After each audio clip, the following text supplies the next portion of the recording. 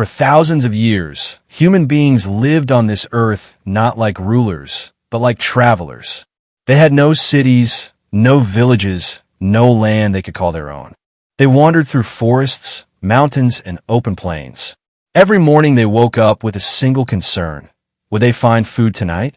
Life was a daily test of survival. Either they hunted or they became the hunted.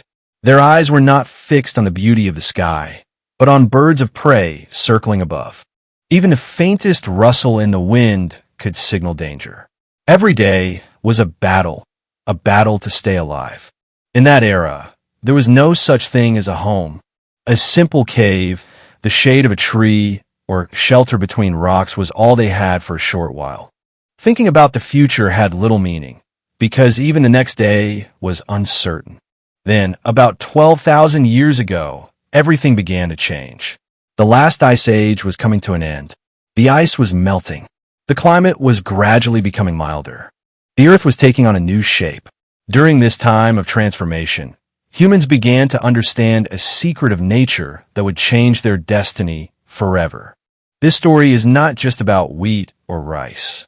It is about the moment when humans realized they were not merely dependent on nature. They could shape it. Before this, for thousands of years, humans were hunters and gatherers. Small tribes of 20 to 30 people lived together. They searched for food together.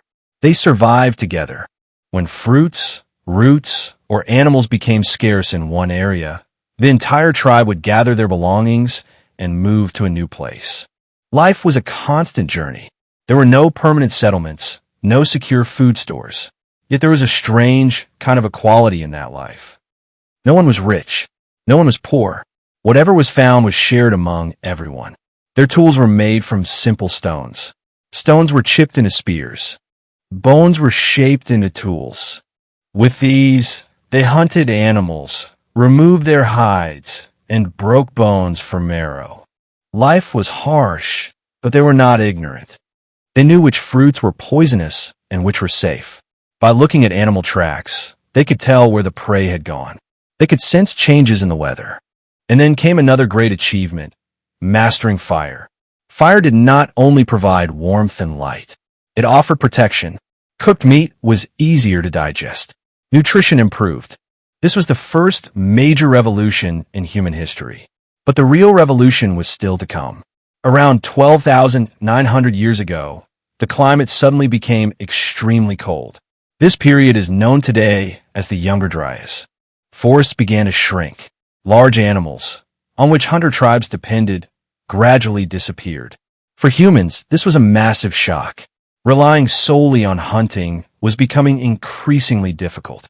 During this time of pressure, someone may have noticed something simple yet extraordinary. Perhaps someone saw that seeds scattered on the ground sprouted into new plants after rainfall. Imagine how ordinary that scene must have seemed. Yet within that ordinary moment, a new world was hidden. From this observation, a new idea was born. If seeds were deliberately planted in the ground, food could be grown. This was not a decision made in a single day. It was a process that unfolded over centuries. Gradually, humans learned to save seeds, plant them at the right time, and protect the growing crops. When the cold period ended and the climate became milder again, conditions for farming improved. Now humans had both knowledge and opportunity. The first clear signs of this transformation appeared in a fertile region of the Middle East known today as the Fertile Crescent. There were rivers, rich soil, and abundance of wild grains. Here, people began cultivating wheat, barley, lentils, and chickpeas. Over time, they selected plants that were stronger and produced more food. After thousands of years, wild plants transformed into domesticated crops. With farming came better tools. Stone hoes, sickles, and grinding stones were developed. They were simple, but they gave humans control over the land. This revolution did not remain limited to one region. Rice was cultivated in China, maize in the Americas, millet and sorghum in Africa. In the Indian subcontinent, archaeological evidence from places like Mehrgarh shows that around 7000 BCE, people were already growing wheat and domesticating animals. Farming also created a new need, storage. To preserve grain, people began making clay pots. Clay was shaped and baked in fire to create durable containers. This was another crucial step forward. But the greatest transformation was social. As humans settled in one place, villages were formed. Villages grew into towns, and towns into cities. Animals such as sheep, goats, and cattle were domesticated. Milk, wool, and labor became part of a new economic system. Producing more grain than needed led to surplus. Not everyone had to search for food anymore. Some people began making tools. Others crafted pottery. Some wove cloth. This marked the beginning of division of labor. However, another idea emerged alongside it, the concept of ownership. This land is mine. This crop is mine. Gradually, equality began to fade. Those who owned more land became more powerful. Social classes formed. Chiefs, nobles, warriors, and common people. Population began to grow rapidly. A settled lifestyle made it easier to raise more children. Villages expanded into cities. But every form of progress has a cost. Hunter-gatherers had diverse diets. With farming, people became dependent on a few main crops. The result? Nutritional deficiencies. Ancient skeletons show that early farmers were shorter and often less healthy. There was also the risk of famine. If crops failed, entire communities could face starvation. Living close together in towns and alongside animals led to the spread of new diseases. Smallpox, measles, and influenza began to appear. The farmer's life was labor-intensive. Long hours in the fields replaced the relative freedom of the hunter. And then came war. When land and grain became forms of wealth, people fought to control them. Greed and conflict led to warfare and slavery. So was agriculture a mistake? Perhaps not.